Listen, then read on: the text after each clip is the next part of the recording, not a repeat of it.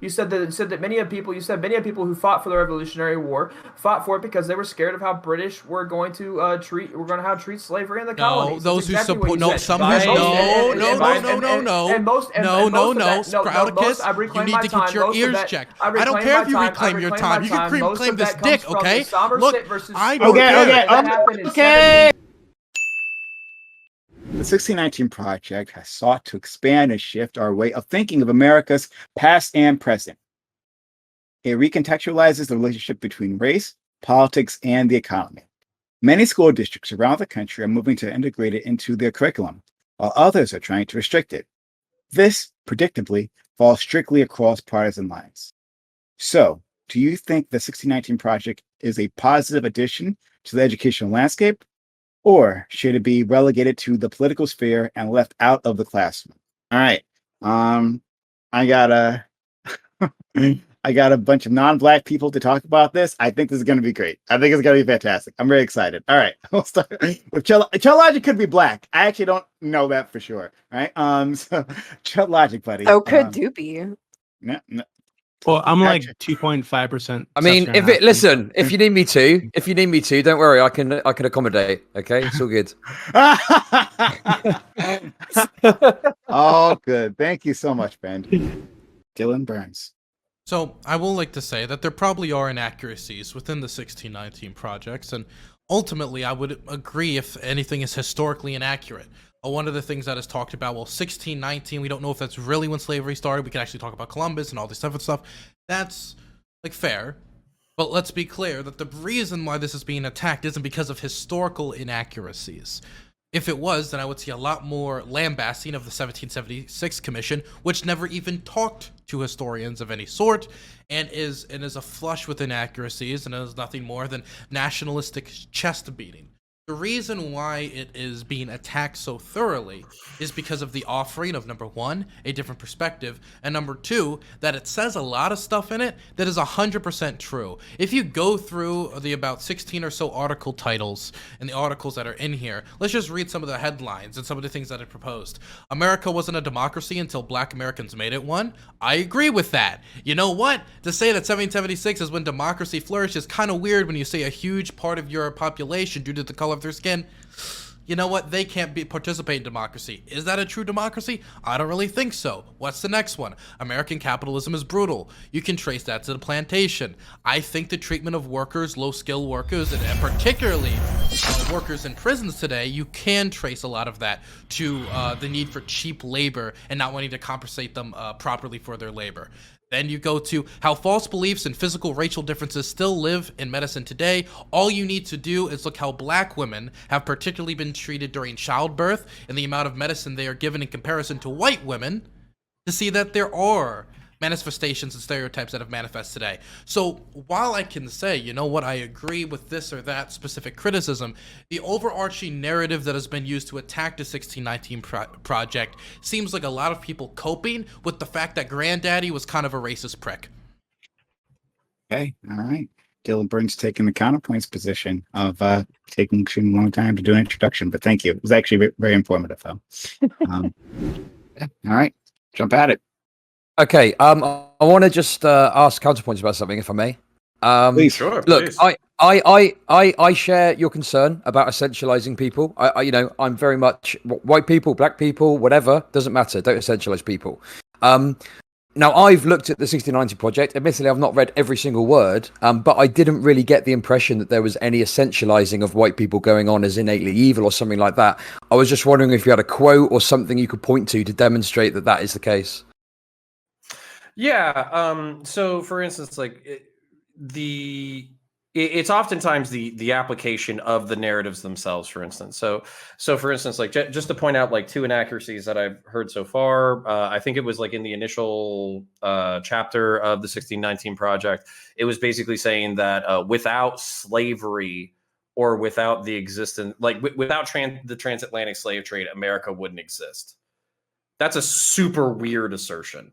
Like, it's crazy weird considering like the demographics, considering like the land, considering what was going on in Europe at the time. It's a weird assertion. So basically what you're doing is you're rooting all of European American history in the desire to own other people. Now, we can argue these historical facts, but I would say that that would be like a uniquely, like, it's not so much the statement, which I actually think is incorrect, but it's kind of like what you extrapolate from the statement. Also, it's your one of the things interpretation. that Sorry. It's your interpretation of the statement rather than something in the actual text specifically. Sure. Like, there's nothing in the text that says this is an essentialization of white people, or they're inherently evil or innately evil, because that's the claim you made. Sure, but I'm on Twitter.com, so that's my mistake.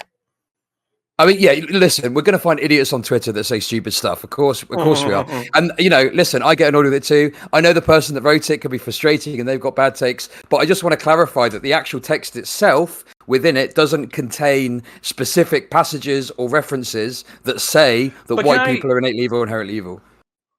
Okay, but can I point out like another kind of like weird thing that I've heard in the past 5 minutes though? For instance, like Dylan Burns asserting that like, well, American democracy didn't really start until the Civil War because we had slaves. So was Greek society? Yeah, what was Greek society not democracy because they owned maybe like slaves? A pseudo democracy? Yeah, I would assert that if you are somebody who believes in democracy and saying that a society is a democracy, but this group or that group, the homos, the black people, the I don't care, it could be Sumerians for all I care, they can't be included, then I would say to say that your nation really started as a democracy feels a little slanted.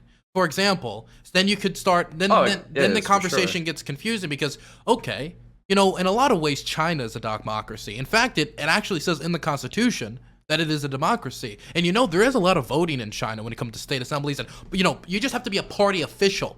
If you're a party official, it's a democracy. And so it's really weird for us to assert that this or that or this is democracy when we're specifically not including massive amounts of people. You could say it's maybe a pseudo democracy, but it's hard to say it's a democracy.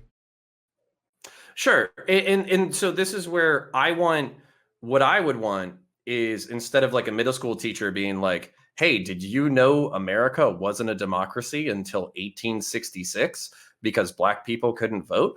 Then like and they were thought of as property. I would prefer if that was just like a conception. It was like, were we really, like, instead of a statement, make it a question. Were we really democratic? We're like artificial crab. We're kind of a democracy. But are we really? It's like artificial crab a little bit. But were we really a democracy until like 1922 or whatever the fuck we gave women the right to vote? Yeah, the thing is, I can't give you a yes, exactly. We weren't a democracy then. That's the thing. Okay, we're not a democracy now. What somebody is requesting from me is like what somebody wants is for the history textbooks us to be able to point to the state and say that's when everything got good. Or that's when everything was resolved and we were a democracy and everything great. I can't point to that date because that date doesn't exist yet. Yeah, well, and let's be clear here. Like when we say like everything was good, even for like white people, it's like America was good for rich, powerful white people who had very idealistic ideas about what a society could be. And then we've kind of been chasing those ideas ever since. But if you looked at the 19th century, it wasn't a fucking picnic. Like nobody was having a good time. All right. So like let's be real there for a second. I would say I would bring up felons today, for example. Actually, 1 second. I just want to point this out because I don't know if Prime's considered it in the past, so I want to speak to him directly. So white men thought more of black men than they did of women. So we gave black men the right to vote before we gave women the right to vote. So like it's history's fucked up and weird. Hang on, but that's specifically because they refused fire duty. Women were given the right to vote on that, and they did vote on it. And women voted against having the right to vote because they voted against having the requirement of conducting fire duty, and that's a historical fact. That's stupid. And because Okay. So I don't think somebody's ability to participate in democracy should be dependent on whether they pick up a gun or a fire hose or whatever the hell you're talking about. Because there's a lot of people who can't. So one group I'd point to is disabled people. So should disabled people be restricted from the vote because they can't fucking march on D-Day? Like what? Like that? I mean, really? No, they're given exemptions because they're disabled and they physiologically can't. So okay, hold on. I'm a little confused here, but that's okay. Well, counterpoints. I actually have considered that. That's pointed out to me literally in high school. That black weird, men right? were allowed to vote before white women, and not surprising because like the original bigotry was against women, right? So that doesn't surprise me at all. And it's just yeah. But it is what it is. And then we had a black president, but we had a woman president. Yeah, so a black male president for a woman president. So yeah, Based. it's what it is. But just for our so that you can educate us all, Falinar, could you explain this situation to us? So you're saying that at some point in history there was a national vote where women were allowed to, they weren't allowed to vote previously, but now they're allowed to vote on whether they will be able to vote going forward. And then women, State-based. I guess white women probably, I'm assuming, voted that they would not want to vote because of having to take part in some sort of Bucket military lines, duty. correct. Yeah. So When did this happen? wait, So fire we duty asked them to isn't- vote about whether they could vote. No, they were given the opportunity to vote in exchange for being able to serve their country and more importantly, conduct fire duty. And women overwhelmingly chose not to deal with the extremely dangerous job of fighting a fire. The thing you have to realize is fighting a fire back in the day, when we're talking in the 1400s, 1500s, 1800s, was extremely dangerous. Your likelihood of being severely burned or killed was extremely likely versus today. You have to remember back then they weren't fighting it with fire hoses and fire retardant equipment. They were fighting it with buckets of water that were hand carried and handed off with lines of people from the local city wells. And so it was an extremely dangerous job. Sure. Could you tell us when this happened? Could you so The we want exact date, I'd have to look it up. or like the name of this event or something, right? Like was it before It's the literally country was just one founded or I before think it was 1776? prior. Yeah, like in the 1700s. Like I said, I'd have to pull up the resources that I found on it. But then what does that have to do with afterwards? Like in terms of like the actual Oh, you mean country, like women's about segregation? I America? can speak to that. Yeah. Yeah. Okay. Yeah. Okay. So Yeah. continue on, please. Oh, Nora, you were I just talking earlier about like your people. I was trying to figure out what are your people because I was very confused in your opening statement about like you're trying to do. American. Pardon? I'm Native American. Okay, like Elizabeth Warren math. Native No, American, or no, like like my son's like 58% Native American. because Native you're because the woman that you've engaged in coitus is Native No. American. No, Interesting I'm a point. very brown person. You just can't see it because of the light. Okay, Yeah. so then But that would make your son 50% if you're person. Yeah. You're married. So Okay, I'm can we not 25%. question the Yeah, let's fucking not. authenticity okay, of no, people's I race, was just please? trying to- Come on, that's fucking outrageous. No, I was just Fuck trying me. to That is figure. I was pretty just bad. trying to figure out what that was. Okay, so like then doesn't I guess it kind of leads back to that whole thing where like people are like Black Lives Matter is happening, but we get killed too. Okay, then fight too. Like, well, don't be mad that the one group of people are going ahead and correcting part of the history. That means that you should also advocate for some form of history revision for like your party as well. Like it shouldn't be like either don't fix anything or like do everything all at once. Like I clearly like the 1619 project's objectives were not to go ahead and fix that, but that doesn't mean that like a Native American history cannot be included when we're talking about the brutality and like what Europeans had to go ahead and basically exploit to go ahead and build America. That means fight, like work for that too, but that doesn't mean that we should. Here's the issue, Katarana. Here's the issue, Katarana. So, the Native Americans weren't treated. The Native Americans weren't treated like they should have been. Then when the Europeans came over, they also brought indentured servants, which are people that were slaves for a certain amount of years prior to being able to be citizens of the colonies. We can also talk about the Japanese who were held in internment camps during World War II. We could talk about how the Italians were treated when they came into the United States. We could talk about the Irish were treated and came to the United States. Let's talk about history, okay? Let's talk about history in the schools, right? Let's talk about all those things. Let's talk about how black people were enslaved up until the Civil War, and even past that, it was extremely racist in the South, and there were still terrible things being done. Let's talk facts, okay? But where I draw the line is where you're gonna say that America itself is inherently racist because it started when slavery started. So when you do that, you're equating America to slavery, okay? And that's not what America is. America was founded in 1776 when we declared independence from Great Britain. And it wasn't because we wanted to keep our slaves. You can argue. Can I ask you a question? I think it's a little weird to. Wait. I think it's a little weird to even like compare what the Irish went through to like what Africans went through. This is my point. These are not on the same level at all. No, I'm not saying they're on the same level. What I am saying is let's talk about all the atrocities. Let's bring all the facts into history. Okay, let's talk historical facts. Right? Hang on. This is actually getting directly to my... Can I jump in there? Give me 1 second here. Give me 1 second. This actually reflects directly my exact conversation. He said that America was established in 1776. Again, it completely erases 180,000 years of my people's history, where we built towering skyscrapers to literal cities with millions of population. Skyscrapers? Yeah, we have skyscrapers like in the middle of jungles that they're still finding to this day. They weren't skyscrapers. They were. They were literally. They're impressive. Don't get me wrong. These are very impressive structures. They're not skyscrapers. These are caveats that we're landing on for no reason. No. It's getting to my point. Which is trying to lump in like indigenous American history with United States history.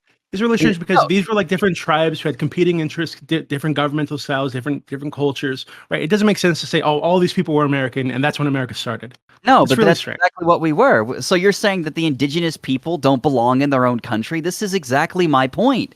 Y'all are literally saying that my people aren't Americans when we're called Native Americans. Nobody said that. This is my problem. When we say America, you literally just said it. I did? When we say America, we're referring to this flag. We're not referring to the Aztecs, the Mayans. We're not referring to the Blackfeet. We're referring to this flag technically. I mean, I'm referring to this flag when I say America. So maybe I should be a little more specific and say United States of America. But I'm referring to this flag. Let's give Dylan a chance. Go ahead, Dylan. How did we go from, hey, I'm uncomfortable with it saying 1916 is when slavery started, even though I'm pretty sure it's like from a black person's perspective, and the whole thing, as Counter brought up earlier, was like, hey, we're writing this in a different perspective, trying to give a different perspective. And you've brought that to nobody in this room is saying that Native Americans are even American. Nobody said that.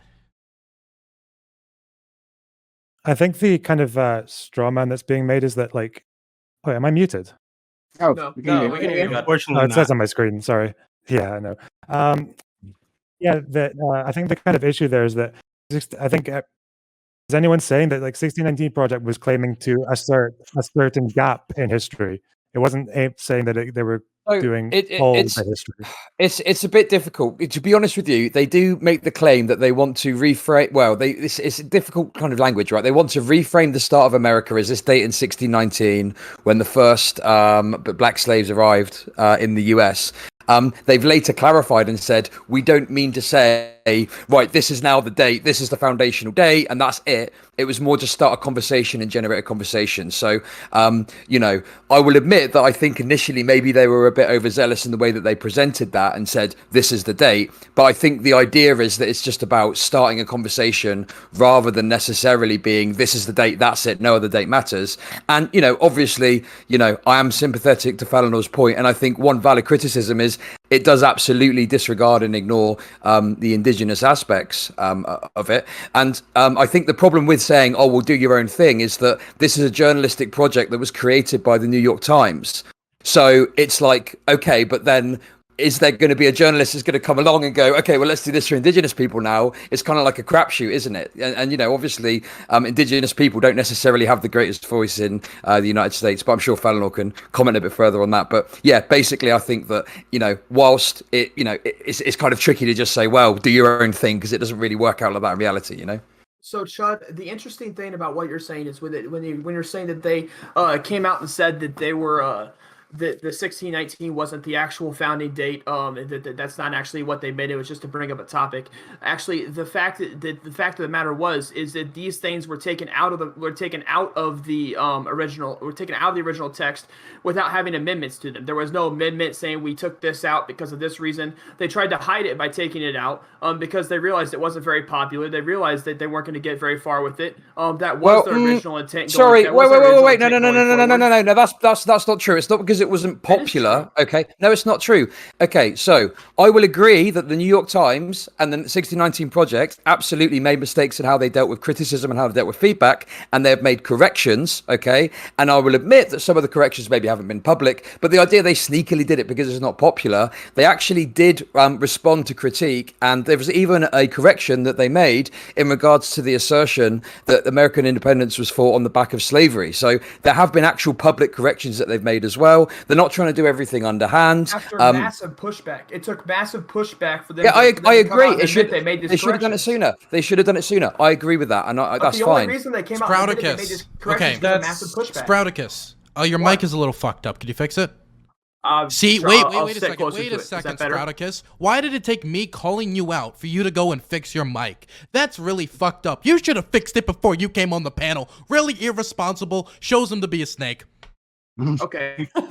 So what Dylan's trying to do is bring up that I didn't know my mic was fixed and I fixed it. Okay, what the difference between this and the 1619 Project? The 1619 Project is you're looking at facts and then they're making theories based off these facts. So the first black slave ship did come in 1619. That is a fact. But what isn't a fact is that the United States of America started in 1619, which is what they started off by saying. This was taken out trying to be underhandedly under the table. They tried to take this out. This seems like bullshit. And then after massive pushback, they then admitted they took it out. There was no amendments like there usually is. There wasn't anything indicating that something was originally there, and it's not there now. Those weren't included, and they were trying to underhandedly take those out. But actually, the online resource still has that original claim, so that's not true. American slaves arrived in 1490. Go ahead, respond to it, Dylan, and then we'll go to. I want to see the original because I'm reading a lot of this right now, and a lot of this is completely unobjectable. Like definitely this section about like the actual 1619 date and what happened around this. Maybe there was a claim that and you can use this to make me look like an idiot. That's going to be like George Washington overthrew the British in 1619. But I'm pretty sure what it's going to be something along the lines of the foundations of what would become the United States was born in 1619 when in its relationship with black folk, and it's going to be probably something along the lines of that, and not like. Yeah, fucking George Bush fucking punched, I don't know, Saddam Hussein in 1619 and America was born, right? Like, what is the actual, like, caption? I'm completely ignorant. You might make me look like a fucking prick right now. So, like, what is the actual section that was removed? I would like to see it. Okay. Counterpoints. Yeah, so while you guys research this was kind of my point where, like, I think the aims can be noble while maybe the details need to be fleshed out. So, for instance, there was some like a historical perspectives when it came to the 1619 Project. So, for instance, like if a teacher was to come out and say democracy didn't start until 1860. Hey, somebody in chat is saying right now that they can't take me seriously due to the sunbird. Sorry, I had a towel over my body while I was plowing your dad last night when we were in this backyard, and like some of it like got him, and obviously I wasn't able to cover everything. So you gotta blame him. He needs to get bigger towels. Thinking that you're being ideological about his same thing with fucking. I'm not done, bud. Okay, I want to respond to this. And you kind of fucked me up. No, I'm not. I said I'm not done. Okay, that doesn't mean go on. I'll respond. Go. Shit. Go. I give you permission to continue. Buddy. I appreciate the permission. Yeah, I appreciate the permission to continue speaking. So if this was posited as a question, hey, here's some perspectives that are new and interesting and different and that you might have never considered before. I think that's a noble fucking goal. As a matter of fact, it's kind of like black representation in popular media. Because you know what fucking American history was in fucking 1992? American history was fucking Davy Crockett was the coolest fucking pioneer in history, and he wore a raccoon cap and he fought those fucking filthy Mexicans off. And there was no mention of the fact that the entire context of the fucking Mexican-American War was that Mexico didn't colonize its northern territories. Americans colonized those, getting dual citizenship with Mexico. And then the American government, the United States of America, basically seeing an opportunity for a land grab, said, hey, why don't you guys declare independence from Mexico, and then we'll help you take the territory. Now, that's broad swaths, but it's not Davy Crockett in a raccoon cap fighting off the fucking dirty Mexicans as an American hero. It's an American land grab against Mexico, which was not protecting its territory. That's where I'm thinking that, like, changing the perspectives of American narratives is important, but also we have to be like counterpoint. Let me respond. Yeah, sure. And I want you. Okay. So I want you to do exactly that. But also changing that perspective, would be Texas and the anti-slavery laws in Mexico, and right, like that part was important. That's often left out.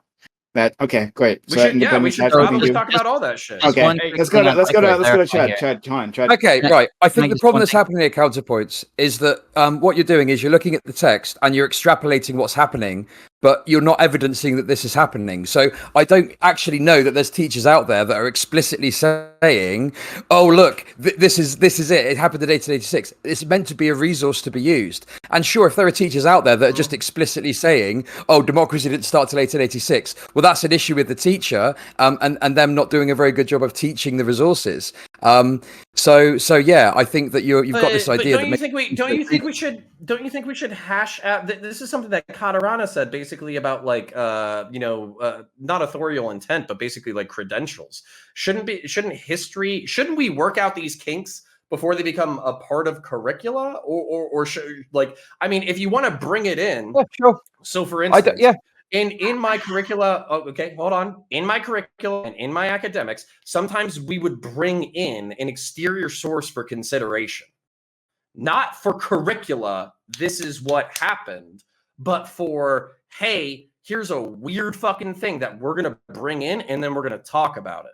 That's how I think the 1619 project could be implemented in a really intelligent and interesting way. But if you want me to fucking go spend the next 20 minutes instead of talking, Googling has the fucking elementary school in Vosh's fucking community started beating up white children for the fucking 1619 project, I can spend the next fucking 20 minutes doing that if that's how you'd like me to spend my time. No, sure. I just want to quickly say, just one quick response to that. I just think that, like, I agree with you. I looked through a lesson plan earlier today and I was critical of some elements. I think they baked the premise into some of the activities they were doing. Sure, I think there's issues with it. And it seems to me like you think it's more of an amendment or adjusting it rather than like keeping it completely out of the classroom, maybe. I don't know your exact position. But I just don't like this idea that you're presenting that these teachers are taking these resources and teaching this word for word and that's it. And there's no, thought or process about it, when I think there probably is.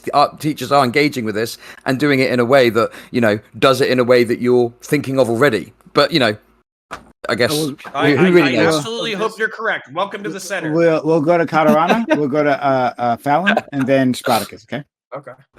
So it kind of seems, I don't know, a little bit I guess hopeful to be like, yeah, let's just go ahead, relook at this, and get this rolled out once we have the full context of history. Unfortunately, somebody's always going to be left out. Even if it were to be done by a commission of historians, there's always going to be a group of people that are going to be like, no, you forgot my part of history. Because at the end of the day, where is this going to go into curriculum? There's only so many days, and I think it's like 180 days or something that they spend per school year.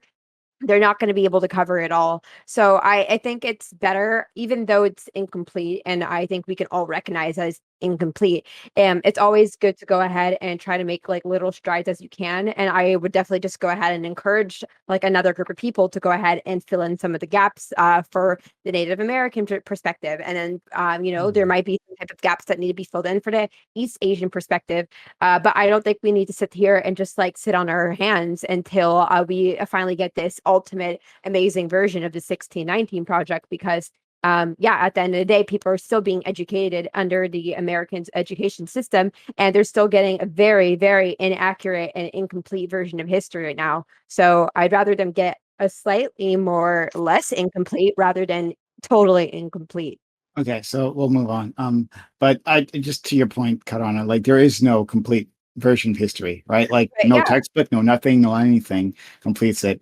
They show it from one perspective. Some of them pretend to be complete, but they just show it from one perspective to accomplish a goal. So I thought that was a really good point. All right, let's go to Falinor. Then Sprout, Dylan, Sock, and Connor.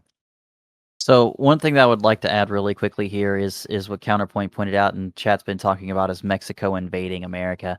That wasn't Mexico. The people that were in Mexico at the present time were natives, and the people that actually came up were actually the Spaniards. And so it was Spain, and Spain established America in Florida and St. Augustine in 1492 by sailing along the coasts after they conquered several cities and took lots of slaves and massacred lots of people. And then, ran along the coastline with a murder spree, setting up monasteries, and then finally establishing St. Augustine, Florida.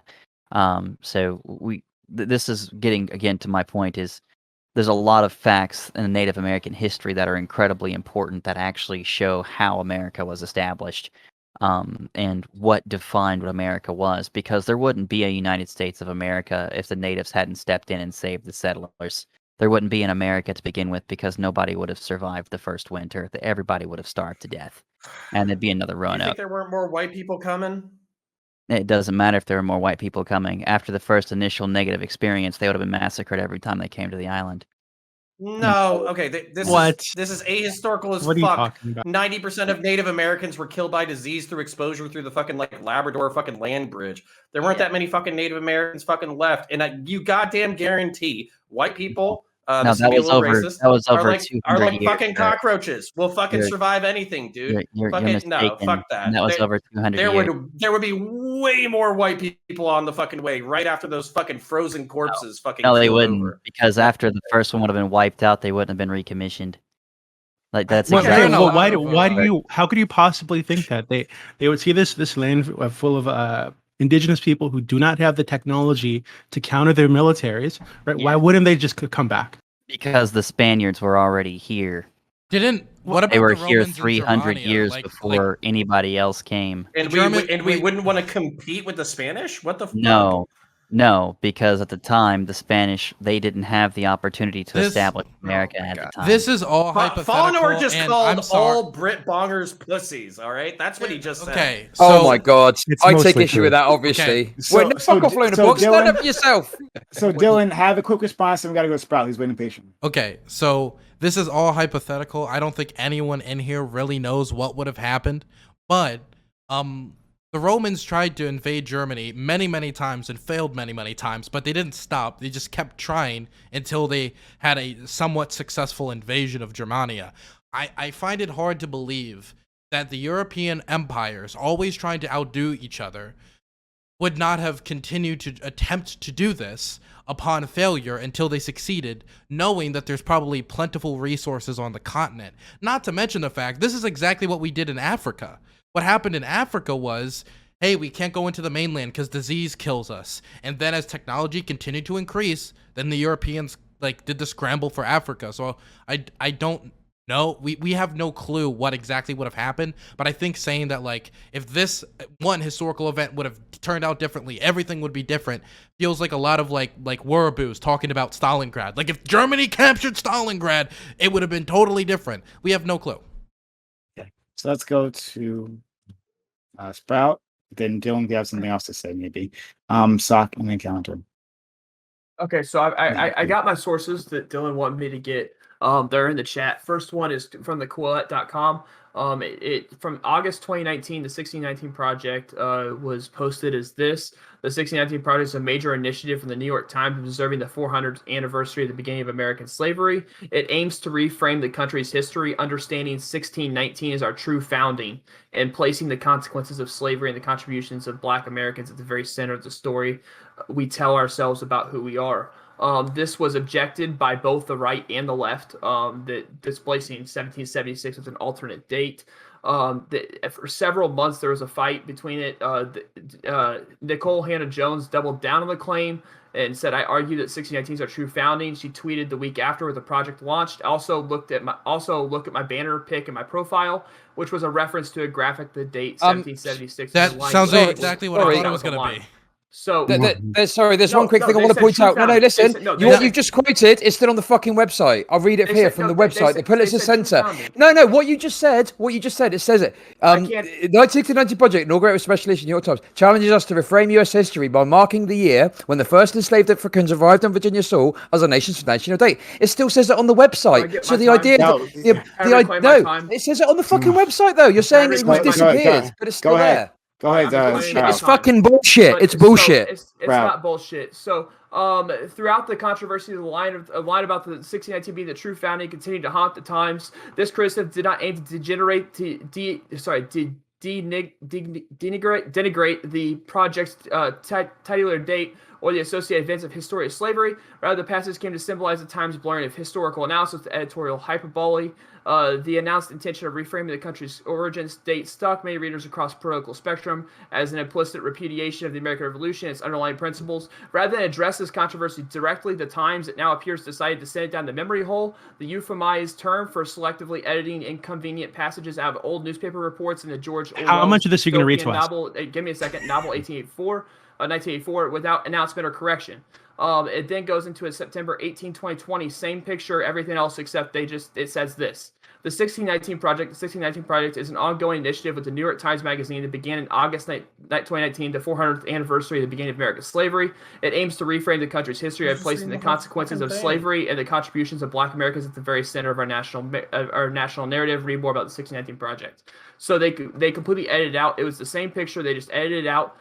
There was no kind of like asterisk saying that it was edited. The New York Times decided to send it down the memory hole and decided it never happened.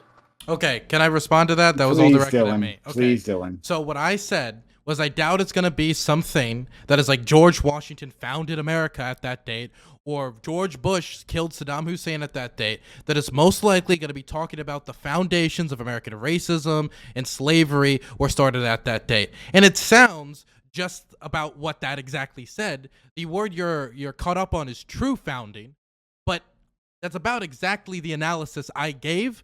So since he read a lot of stuff that didn't expand on anybody's education here, I'm going to just read this. Do you like green eggs and ham? I do not like that, Sam I am. I do not like green eggs and ham. Would you like them here or there? I would not like them here or there. I would not like them anywhere. Okay, goddamn it! So what? I would just adding to the Discord. True founding would indicate that the United States of America was started then. That is the indication. That is the implicit indication of what that says. Listen, you can't argue. It's your interpretation. It's your interpretation. True founding is 1776. It's your interpretation, and that's a bullshit statement as well. If you take issue with the founding of it being that day, yes, it is. You're full of shit. You're exciting fucking post-millennial. You're right-old fever dream bullshit. Shut the fuck up. The whole world recognizes the United States of America started in 1776 when we write the Declaration of Independence. Spartacus.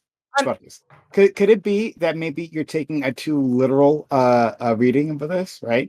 Maybe that. Hold on. Oh my god.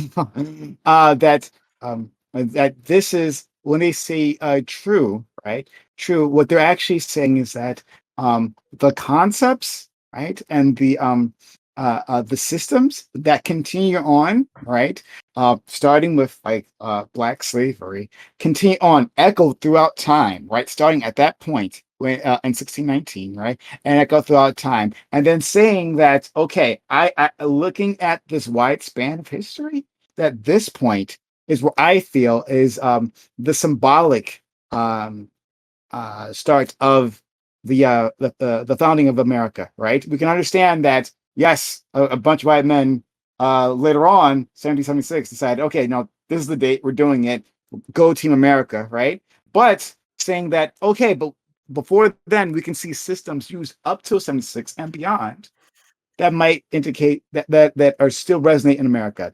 Does that make sense to you? So yeah, that's like arguing that the date that the PS1 came out is the true founding of the PS4.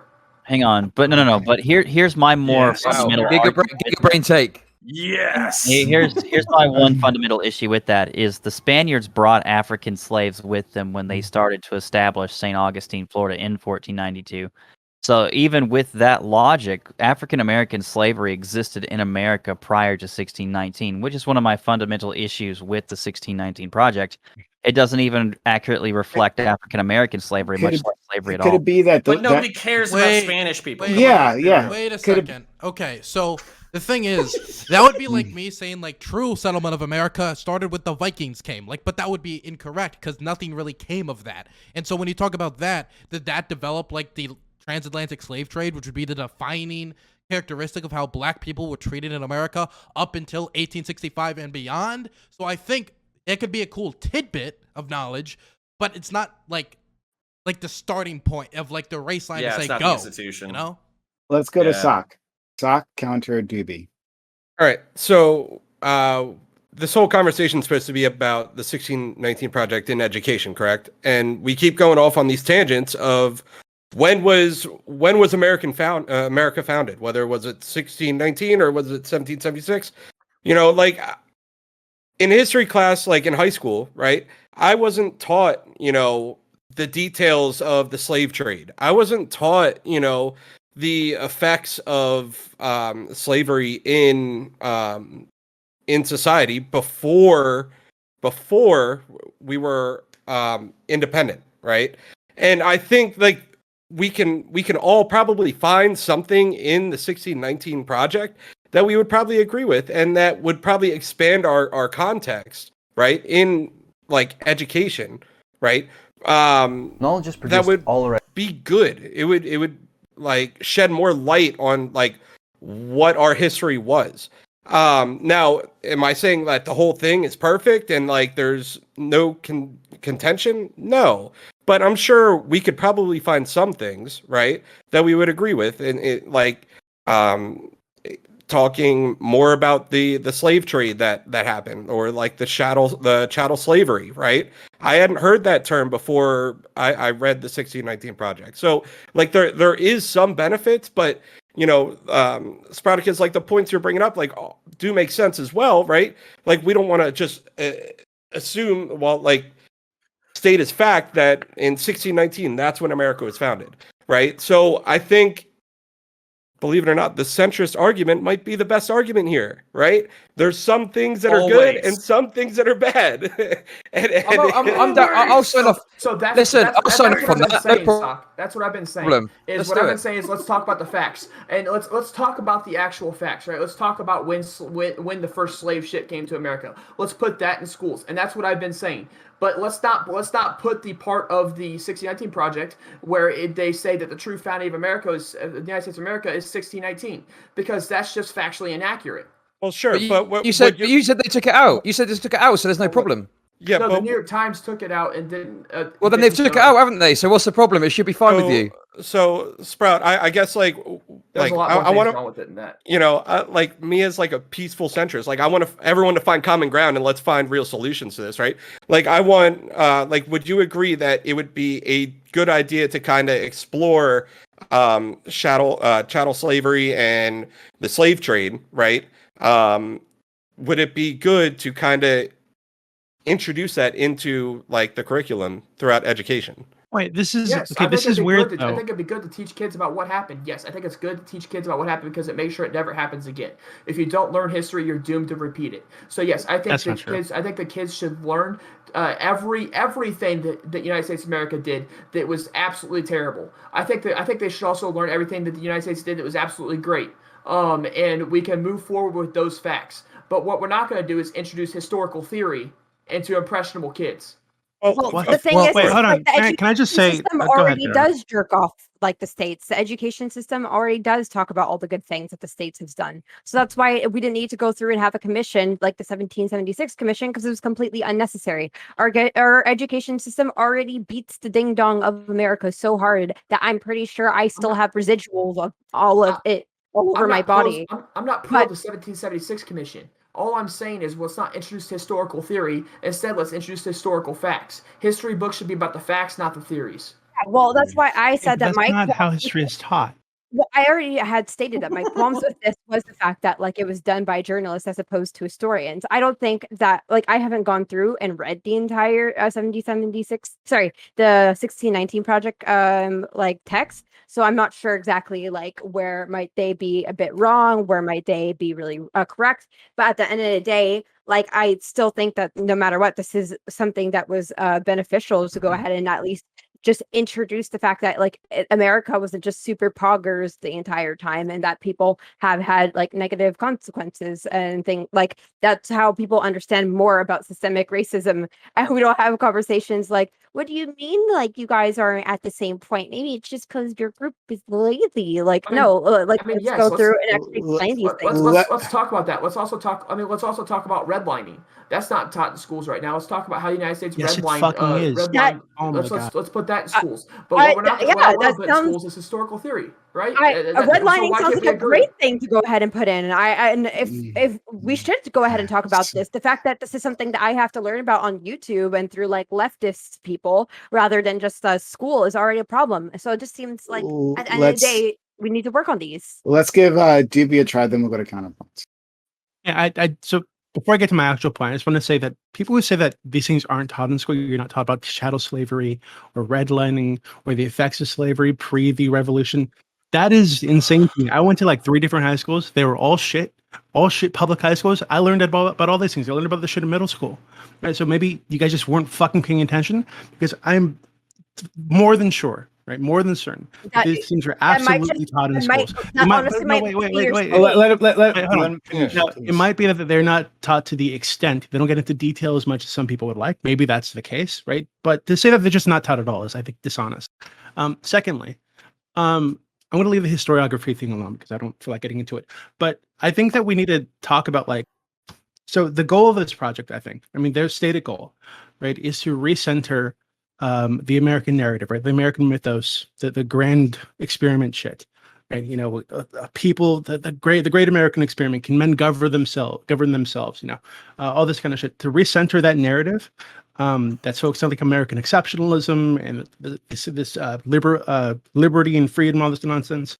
And rather than having slavery as like the original sin, of this American experiment, to make it the center, to make it the focus of this experiment, and to make the experiences and the contributions of Black people throughout American history the center, right?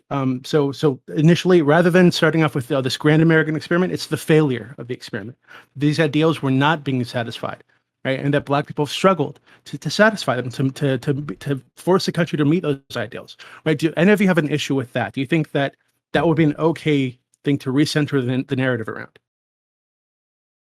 I think it's okay with using it as an alternative perspective. I wouldn't want it to be the centered narrative.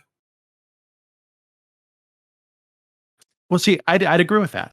But I think that like just saying that because this stuff is being taught in schools, not a lot of schools. They I think the 1619 project, they put out like a lesson plan and like reading guidelines to I think like a couple thousand schools in the United States so far, to kind of like do this, right? To kind of reshape the narrative, focusing on the Black experience and slavery as like the foundational, I don't want to say like foundational principle, but like the sin that all these other things came out of, right? Redlining, Jim Crow, all this shit, right? Our prison system, traffic, universal health, or lack of universal health care, all this stuff came from this original decision in 1619 to bring these slaves into the country, right? Onto the land, right? Because there was no country, I guess, technically. Right? So I think that's what they're trying to do. And I don't think I agree with Connor. I don't think I'd want it to be like the central focus, but I think it's fine to bring some of that in and to focus on it more, right? If people are just in here saying that redlining and all these things just aren't taught, like that's insane to me. But if that's the case, obviously you guys either weren't paying attention or they didn't focus on it enough for you to remember it. So maybe they should. I'm sorry. It's really, really broad to go ahead and expect that, like, just because your education system covered it means that everybody else's education system did. Like, not all of us were raised in the same state. Every state has different education systems. I was going to say, Doobie, aren't you West Coast? Yeah, I mean, the high schools that I went to were in L.A., Pomona, and Oceanside. Yeah, Yeah, bro. yeah. So, like that's that's ludicrous to say I that doubt it's just brought up in because. Kentucky. Okay, we don't have to focus on that. That's fine. I mean, just sure. He learned it. Other people didn't. All right, fair enough. All right, counterpoints. Can I just ask? You're not putting it in every right, so- everybody's in different educations. Okay, I'd like all to right. jump in after counterpoints. So Doobie, counterpoints, and then Talon and Dylan. Okay. I was just going to ask counterpoints if he, growing up in Kentucky, if he learned about these things, but I don't think it really matters, to be honest with you. I think Catarana's point was fair. I learned it. Maybe other people don't. Right? That's a fair point. Okay. Sure.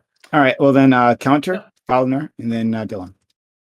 No, I'm an interesting bitch. I was raised in the French private school system. So I was taught that America was evil since the inception. So, I learned all sorts of crazy shit. But I think it needs to be remarked that we have all been cucked by Italians. Amerigo Vespucci was an Italian cartographer who joined some Spanish expeditions, and now we're all on his fucking cucked goddamn land. So we fucked up there. Clearly, the original sin wasn't slavery. It was being founded and named after Italians. Memes aside, facts are political. This is something that I want the right wing to learn. It's something that lefties have brought up repeatedly. The facts that you choose to present are political. The facts that you choose not to present are political.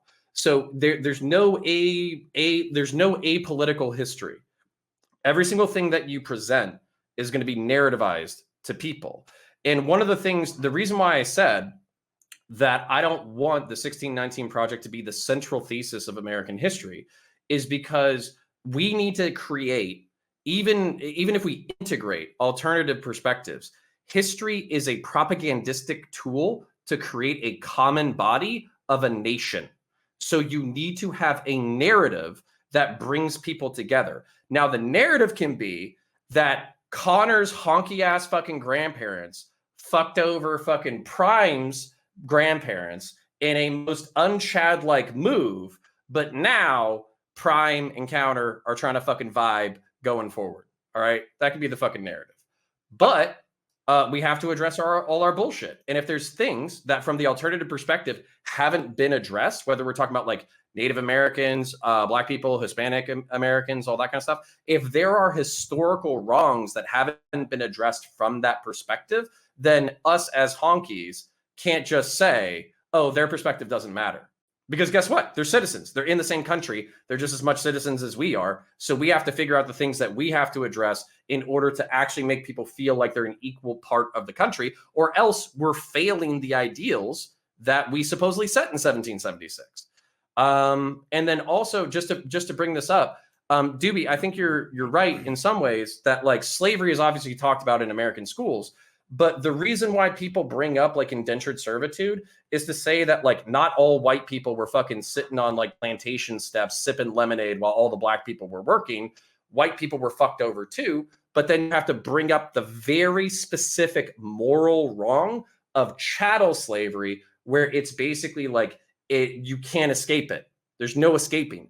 Even Greek city-states had slavery that you could escape except for the Spartans. So chattel slavery in particular actually is a fair, like, and even Islam, we bring up modern slavery in Islamic countries where basically West Africans are purchased and used as like, handmaids and wet nurses and all that kind of stuff. They are slaves, but guess what? If they convert, they can fucking leave. Slavery is a fairly unique historical wrong. And I think that needs to be addressed. Yield. Okay. I don't think that. Sorry, you can respond to that, and then we'll. Yeah, I was just saying. I don't think it's true that it's that unique. I think that there were throughout history, all over the planet, plenty of other systems of slavery that children were born into after their parents were enslaved. You had Africa. You brought up Muslim slavery. You had African males castrated. Right, these people were not let out of slavery even after they converted. So yeah, I agree that it's like evil is a spectrum, obviously, but it's not. Yeah, but I don't think it's that unique in just like in human history. Okay. All right, we can talk about the spectrum of evil another time. I just don't think that this idea that it's like this 1619 Project is central to history and central. Thanks, Riley. I think it's another resource that teachers can use. I don't think there's, to my knowledge, any impetus or any like significant pressure politically. I mean, certainly not in Republican-led areas. To put this on the curriculum as you must learn about CRT on the brain. You must. It's the same thing basically. You must learn about the 1619 project. You've got to read these documents, and this is what you must now believe. I think it's just another frame of analysis to start a conversation in the curriculum and start a conversation in the schools. I think this framing of it is an essential thing, and they're trying to twist it to be this is now the history. I just think that's completely false. And yeah, that was a hypothetical. That was a hypothetical that Doobie asked. So to what Counterpoint said. Oh, sorry. Okay. Well, fair enough. But yeah. Okay. So to what Counterpoint said, he's talking about how facts are political. Yes, facts are political, and that's why I've tried to leave political out of what I was saying. I'm saying let's talk about historical facts. Let's talk about it instead of bringing in historical theory. And we can bring up the facts. We can bring up how it was wrong. We should never do it again. We do. But those are moral assertions. We talk about World War II. We talk about World War II, right? And so we talk about what happened in World War II. We talk about the Holocaust. It needs to be historical facts, not historical theory.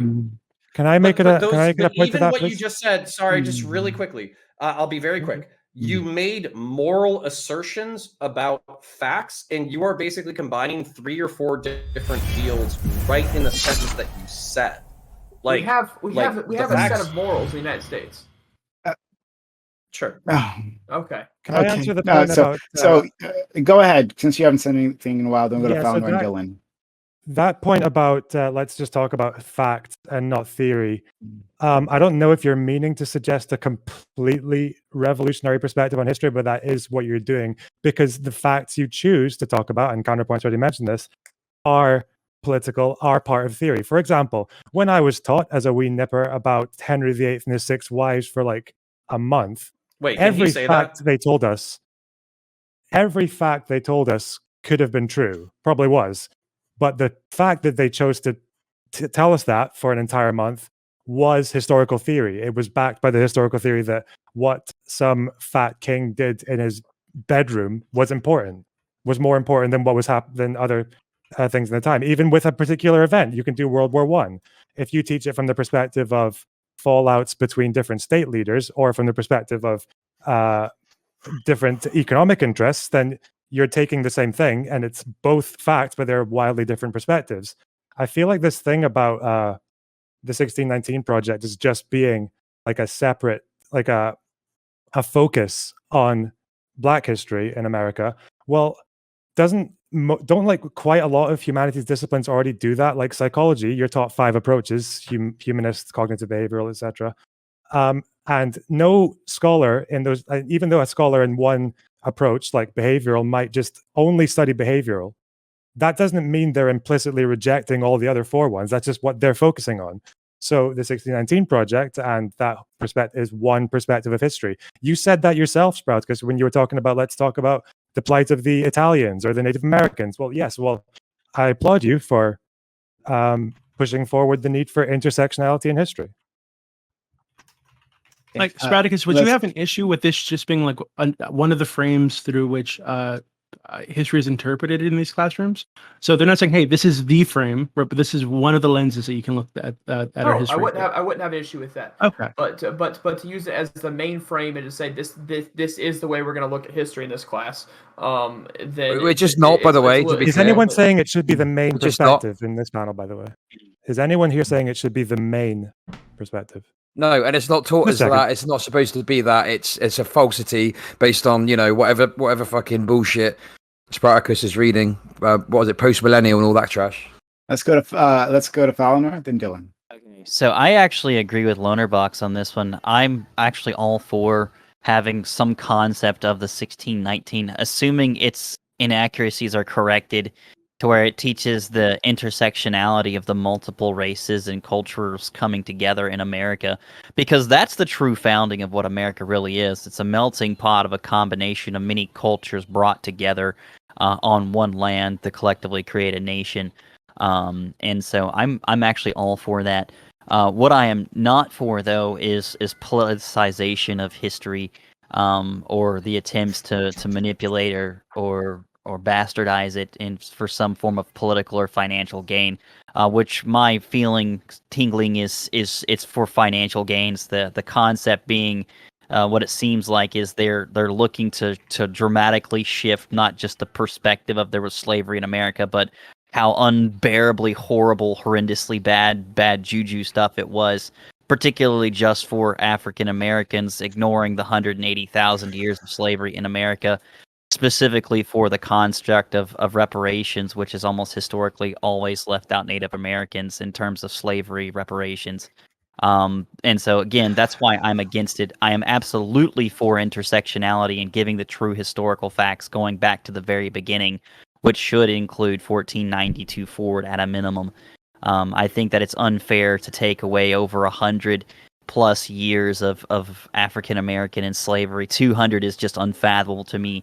To ignore all of that and say 1619 was the beginning of it all, because that was 150+ years of cruelty, making them march across God-given deserts and unbearable forest conditions to then establish monasteries and unfathomable conditions to then build St. Augustine in 1492 with Native American slaves as well. And I feel like it's a cruelty to leave it out for either culture.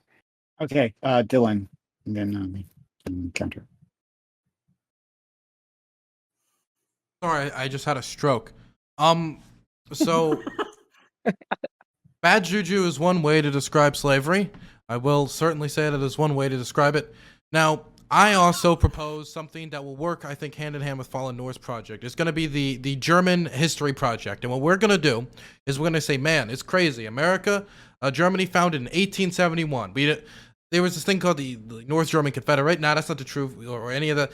And then a lot of people came together, did a lot of things, a lot of unity, and now Germany is a country in 2021. Now, there's some stuff that happened in the middle, right? But I don't want to get political about it. I don't want to say like political statements like Holocaust bad, which is political, or the perspectives I show, which would be inherently political. Like if I show the perspective of Holocaust survivors, that would be political. Because what I'm saying with that is that this person's perspective is more important than Hans fucking the Butcher, who flourished under the German economy, right? So, we can't do that.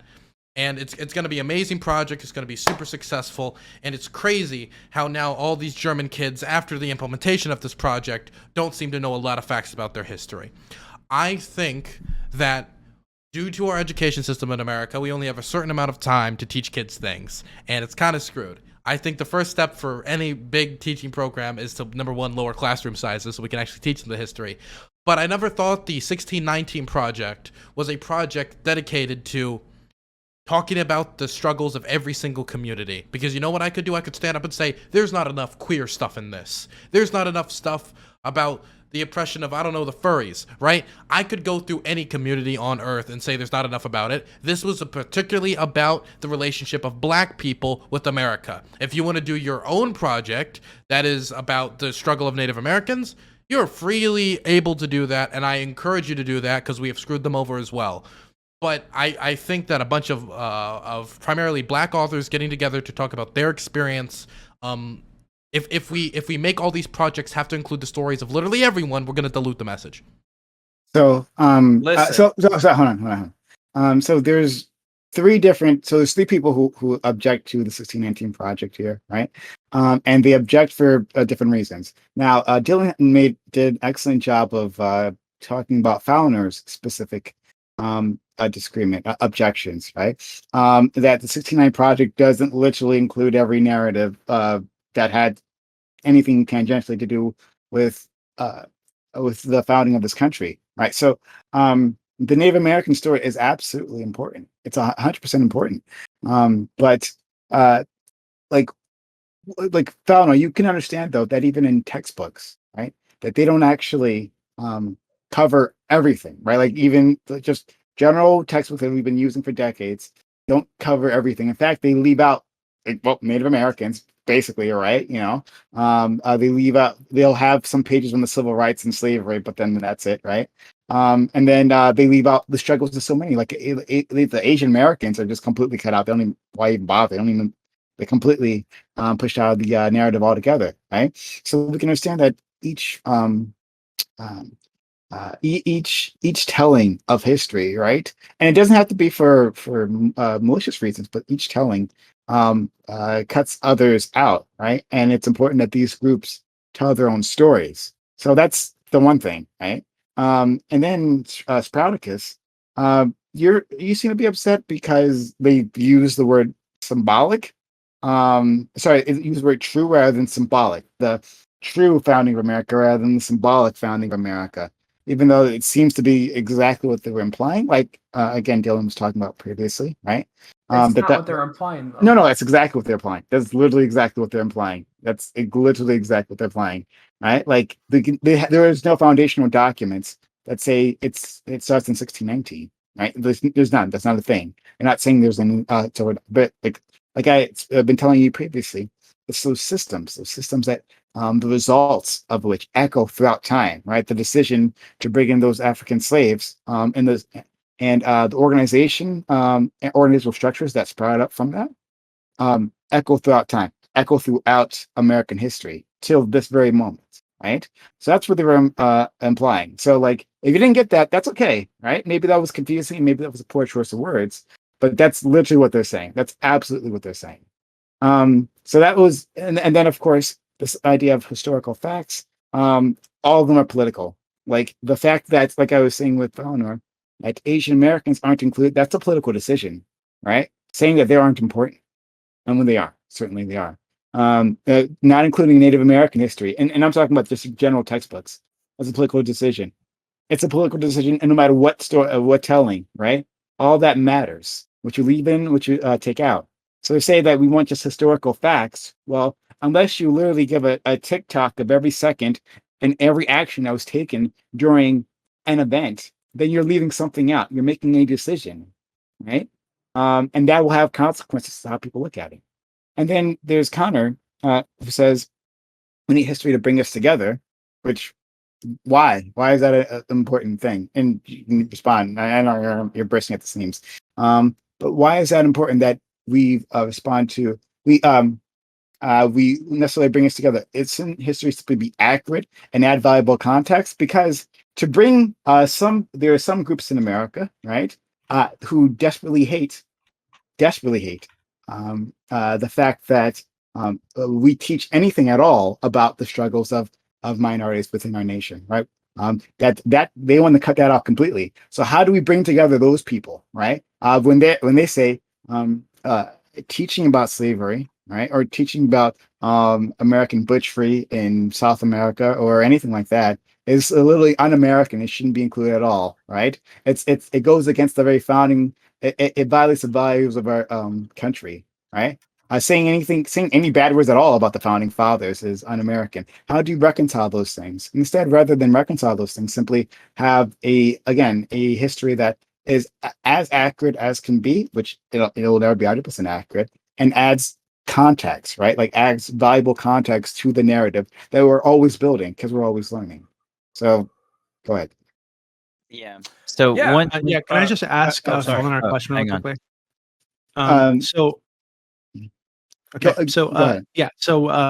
Look, I will never understand, and I've made this mistake in my past too, so people can call me on that. But people like if you're a moderator of a debate, jumping into the debate, I'll never understand it, man. I think it rubs guests the wrong way. I think it makes the panel look a lot more unbiased than it should. And if you are gonna jump in, it should be like one-word questions. I don't know. I couldn't do it. His show though, not mine. In response to Black Lives Matter, or when someone brings up like police brutality, say, "Oh God, what about the crime rate in Chicago?" Like, what actual issue do you have with this project? Well, again, like I said earlier, my issue with the 1619 project is it effectively erases African American slavery history in America prior to 1619. And if the construct of the 1619 project at its core, the fundamental, is to reflect Native American and or African American or slavery in general, whatever their topic may be, It needs to be inclusive of the entirety of the history. What should and it have not included? lop off a large piece of it and simply say, oh, well, this previously didn't matter. Because to me, what that says is African Americans prior to 1619, oh, well, your slavery didn't matter. Oh, well, your people being enslaved It's didn't matter. because it was done, dude. I can answer this question. Yeah, and that's where I have an issue with. Okay, so I'm just gonna jump into my fucking point because you've said it a few times and I feel like nobody's addressed it. Okay, so the reason why it specifically matters is because we're talking about two different colonial civilizations. We're talking about a Spanish colonial civilization and we're talking about an Anglo-colonial civilization. Everybody here, the reason why we speak English is because we are all products of the Anglo-colonial civilization. And on top of that, the Anglo-colonial civilization, if you extend it into American imperialism, is literally like it's the lingua franca, it's the most dominant GDP, it's the most dominant culture on the planet right now. It makes sense to go through the Anglo-civilizational arc. Now, maybe there's something to be said for the fact that we need to acknowledge like Spanish colonialism, Spanish slavery, Spanish genocide of the Native Americans, all that kind of stuff as like a parallel society, a parallel European colonial society. But the reason why the Anglo narrative was chosen specifically, my inference, is that we live in an Anglo society. When we like, if we were to bring up Spanish colonial genocide, then what Anglos can do, including me, a Celt, who is, I'm a victim of the Anglos too, guys. So what you can do is you can say, well, Europeans were doing it in general. Europeans were fucking over other Europeans. Europeans were fucking over, like Spanish people were doing it in general. We don't have to analyze the crimes of American society because it turns out that just everybody is bad. And then you kind of blunt the historical analysis that would allow us to understand each other and maybe move forward as an Anglo-based colonial civilization. This tangents right into Prime's question: why should history bring us together? Shouldn't it just be more about like accuracy? Shouldn't it be more about facts? And no, because what's going to happen is you asked a second very important question, which was how do we bring together people who don't want to learn about the bad parts of their history? We bully them. We bully them endlessly in order to bring them into the fold, because the other option is you have an extremely like anti-American social history that is like America's bad, it's evil, it's uniquely bad and evil. We need to destroy society. Almost. You're redefining what it means to bring. Hold on, no. I just want to understand. Not done yet. You're just redefining what it means to bring the people together. So bullying people is bringing if that's what you mean, that's okay. Then I drop my objection. If you mean bullying is bringing people together, I just want to. All right. Go ahead. If we bring them together into the same narrative through bullying, then yes, we're still bringing them together. There can be negative and positive social pressure to cultural movements. Yeah, but that's again getting to the core of my point. This isn't Anglo versus Spaniard. This is African American slavery history in the Americas. This is what the 1619 Project is about. No, it's not. It is not about. But it's not about African American slavery specifically. Mm-hmm. Yeah, it's not about African American slavery specifically. It's about the founding of the United States and the principles that led to all the other shit, right? This is why they say the founding of the country was 1619, because, like I said earlier, the decision to allow the slave ship onto that coast, right, to allow the slaves into the country, was like led to a domino effect throughout the history of this country of Jim Crow, redlining, the Civil War, all these things. From their perspective, came from that moment, right? That decision. Again, that's right? historically inaccurate. It is not. Wait, hold on. But it is not. It is not centered on African slavery in general. It is specifically talking about the project that became the United States. But using that theory, you could easily say that Eve eating the apple, if you follow Christian theology, you could say Eve eating the apple is the founding of America, because you can go as far back as you want to if you're talking about building blocks, right? You can say Greek. You can say the founding of Greece was the founding of America. You can go as far back as you want to and just decide whatever event. Yeah, the Big Bang was the founding of America. It's a fundamental building block. Okay, this is a hyperbolization and a half, though. Like, you do recognize that, like, I'm going far to prove a point. I know, but I just don't entirely agree with the point, because the whole point about going ahead and saying that America's founding could be qualified as starting in 1619 is because people were starting to accumulate wealth for the purpose of this country in particular as of 1619. It was actually for the purpose of British colonies at the time. Yes, but like British colonies are able to go ahead and like create some of the wealth that they have as a result of slavery. And there's a lot of things that in general that people wouldn't have had time to do if it wasn't for the fact that they had slaves to go ahead and execute most of the labor for them. So like when it comes to things such as Thomas Jefferson's ideas, the reason why he had so much time to go ahead and ponder on his ideas in the first place is because he had over 600 people making money for him, which he didn't have to pay. So like that's why we can go ahead and say, hey, the founding of our country is very much intrinsically linked with slavery, because slaves are the thing that were able to go ahead and prop up the country in the first place and create the capital that the country needed. Mm-hmm. And you guys, you know, this is how like aristocrats like conceptualize themselves as like an upper class of people, right? Is that they're not wages. They don't have to waste a third of their life doing labor. They can just profit off of your labor and then do whatever the fuck they want. Now, normally that's maintain wealth and run a business, but simultaneously, sometimes it's just read philosophy, jerk off, and do ecstasy and abuse the Spain. So, you know. Bit of a Marxist take coming out. I like it. No, that doesn't mean we abolish the ownership class or decommodify the basic human necessity. It's just an analysis. So just to bring this up, within the British colonies, at no time did more than 45% of the colonists support the war, and only about a third fought for the war.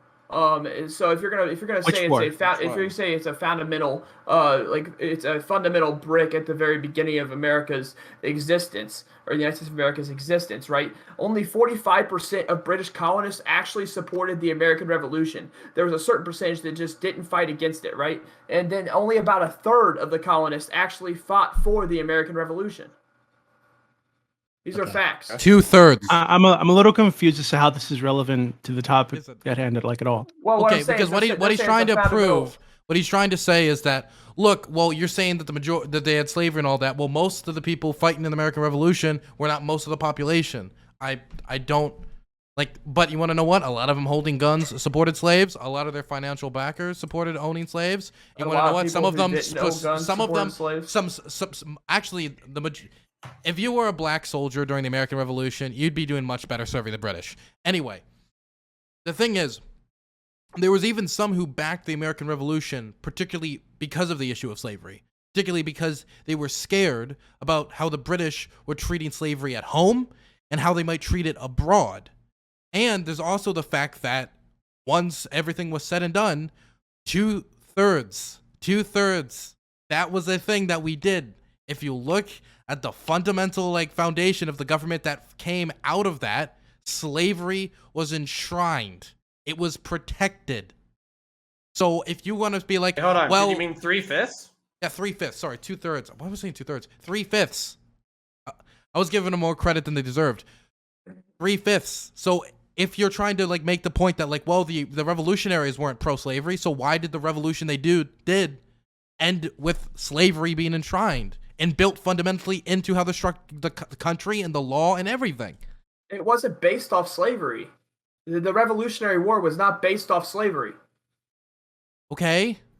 Okay, so that's what you just argued. It was based off slavery. You're saying it was enshrined afterwards and based off slavery. Okay. You said that many of people people who fought for the Revolutionary War fought for it because they were scared of how British were going to treat slavery in the colonies. Those who support Sproutacus, you need to get your ears checked. I don't care if you reclaim your time. You can reclaim this dick, okay? Look, I don't care. Okay, whoa, shut up. Finish your point, and then Dylan respond to it. Most of that came from the Somerset versus Stort case to support the argument, and that was a case in Great Britain. It's in 1772. It did not refer to the British colonies at the time. It was a judgment of the English Court of the King's Bench in 1772 relating the right of an enslaved person on English soil not to be forcibly removed. Okay, Dylan, please. Okay. I didn't say that the American Revolution was just about slavery. I said there were people with financial interests who supported it, and then worked once the revolution happened, to preserve slavery. That made sure they were on the winning side, and many of them had a distaste for the British because they were getting very, maybe the slavery thing isn't so cool lately. I didn't say it was the reason the revolution happened, but to remove slavery from the revolution is absurd. You want to know another thing they didn't like? How there was a lot of stuff the British were offering to former slaves, like freedom, for example, that the Americans were basically chasing them at the back foot on because they wanted to also rely on black people with guns to fight the revolution, even though that made many people uncomfortable because giving black people guns during that war was scary for a lot of people. I didn't say it was the only reason, but there were people who supported the revolution because they thought they could use it to preserve the institution of slavery, and they succeeded. They succeeded. You know another thing they didn't like? Taxation without representation. Good for them. They didn't like. And there are many different reasons people support. There was nobody like lined up and signed. Oh, we're doing this because we hate tyranny. Now, there people have a lot of different reasons for being pro-revolution. I think we'd all agree with that, right? Nobody's saying that it was just slavery. Yeah, sorry, the 1619 Project actually amended. The 1619 Project amended this, and I agree. Here's an interesting fact, okay?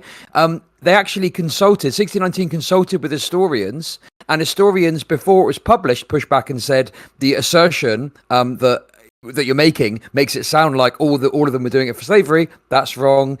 And the concern is it's going to be used against your project if you put it in there. They decided to put it in there, which was a mistake. They later retracted it. But we're seeing the consequences of that now, where we got someone who's using this one sole point to try and demolish the entire, concept of the 1619 Project, which is ridiculous. It's nitpicking. John Adams, James Otis, Thomas Paine were all prominent founding fathers. They were all also opponents of slavery. And are you reading Wikipedia? What are you doing? Stop. That's wonderful. Can you give me a second? Okay. Also, every state north of Maryland after the Revolution took steps immediately after to abolish slavery. Okay. What about all the founding fathers that owned slaves and were pro-slavery? Do they just not count? No, but what I'm saying is that we can say it was enshrined when every state north of Maryland took steps to abolish it is a little bit inconsistent with the actual history. You want to know how many states are north of Maryland? Here The is a South perfect definitely example enshrined it. of You why wanna we talk about need the South, we might they actually. enshrined it. This is a perfect example of why we might need the 1619 Project. Because what Fallen Noor right now is offering is a different perspective of history, the white man's perspective of history. Of any time somebody brings up about this slave owner or that slave owner or the slave owners protecting their interests, is somebody has to stand up and say, well, this guy didn't like slavery. That's great. He lost. That guy was dead before slavery. Wait. That guy was dead before slavery was abolished. All those people you mentioned, dead by the time slavery was abolished. So if you die in the pursuit of something, then you lost, even if it's prior to. When it came to the fact that they didn't want slavery in the United States in 1776, yes. Shut up! No, stop. Let Dylan finish his point. The same way John Brown lost. Yes, John Brown did not have a successful revolution when he revolted against slavery. You want to know what did? Eventually, slavery was brought back. But when it came to the idea that America wouldn't have to deal with the impact of slavery and all of this stuff because they wouldn't have it in the Constitution, they did lose. Long term, that wasn't the case, but they lost the same way John Brown did. They lost the same way many people, same way that many Germans lost when they were fighting the Romans. Eventually, the Roman Empire fell. But that doesn't mean when we look at that historical conflict, we say Romans won, but 500 years later, they would be pushed out of this territory. That's not how we look at history. Shadow Legends. Okay. For everybody who wants to support the channel, the best thing you can do, undoubtedly, is not only, of course, sub, dono, the usual things, but just hit exclamation point rate in chat. Just play the tutorial. It would really help me out. If I can hit the certain goals by the end of the week, it's really going to help me put away some money for my college fund. And I would really like to put some money away for my college fund by the end of the year. I'd appreciate it. Just throwing that guys out to you.